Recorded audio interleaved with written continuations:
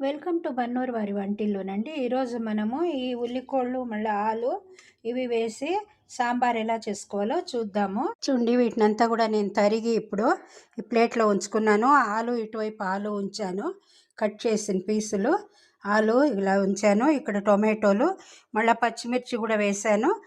ఇవన్నీ వేసి ఇప్పుడు కందిపప్పు ఉడికి పెట్టినానండి. దీన్ని కూడా పెట్టేస్తాను. స్టవ్ పైన ఉంచి 3 విజిల్కు ఉంచుకుందామండి. ఇక్కడ చింతపండు కూడా నానబెట్టుకున్నాను. నేను చింతపండు రసం పిండుకున్నాను. ఇందులోకి బాండట్లోకి వేసి పెడుతున్నా.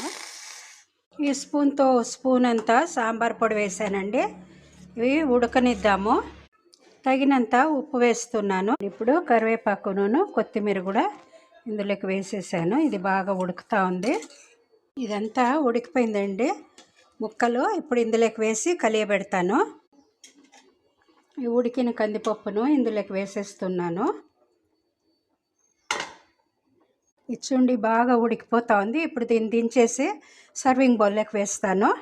సర్వింగ్ బౌల్లోకి వేసేసాను. ఇప్పుడు ఆవాలు వేసి పోపు వేసాను.